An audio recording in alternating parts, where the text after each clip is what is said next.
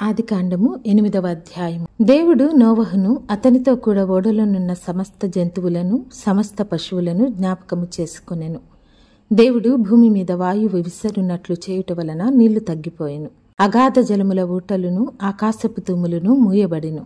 ఆకాశము నుండి కురియుచున్న ప్రచండ వర్షము నిలిచిపోయెను. అప్పుడు నీళ్లు భూమి మీద నుండి క్రమక్రమముగా తీసిపోవుచుండెను. 150 దినములైన తరువాత నీళ్లు తగ్గిపోగా 7వ నెల 17వ దినమున ఓడ అరారాతు కొండల మీద నిలిచెను. నీళ్లు 10వ నెల వరకు క్రమముగా తగ్గుచూ వచ్చెను. 10వ నెల మొదటి దినమున కొండల శిఖరములు కనబడెను.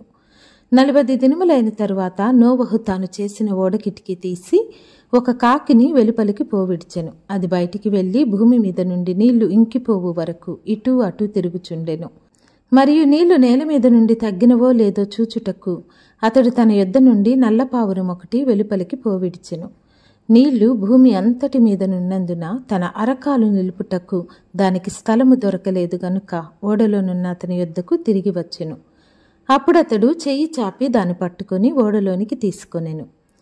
అతడు మరి 7 దినములు తాళి మరల ఆ నల్లపావురమును ఓడలో నుండి వెలుపలికి విడిచెను. సాయంకాలమున అది అతని యుద్ధకు వచ్చినప్పుడు త్రుంచబడిన ఒలీవ చెట్టు ఆకు దాని నోట నుండెను గనుక నీళ్లు భూమి మీద నుండి తగ్గిపోయినని నోవహునకు తెలిసెను. అతడింకా మరి 7 దినములు తాళి ఆ పావురమును వెలుపలికి విడిచెను. ఆ తరువాత అది అతని యుద్ధకు తిరిగి రాలేదు. మరియు 601వ సంవత్సరము మొదటి నెల తొలి దినమున నీళ్లు భూమి మీద నుండి ఇంకిపోయిను.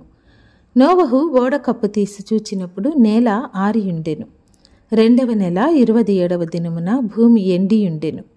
అప్పుడు దేవుడు, నీవును నీతో కూడా నీ భార్యయు నీ కుమారులను నీ కోడండ్రును ఓడలో నుండి బయటికి రండి. పక్షులు పశువులు భూమి మీద ప్రాకు ప్రతి జాతి పురుగులు మొదలైన సమస్త శరీరులలో నీతో కూడానున్న ప్రతి జంతువును వెంటబెట్టుకుని వెలుపలికి రావలను.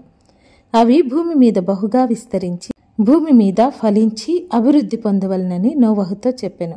కాబట్టి నోవహును అతనితో కూడా అతని కుమారులను అతని భార్యయు అతని కోడండ్రును బయటికి వచ్చిరి.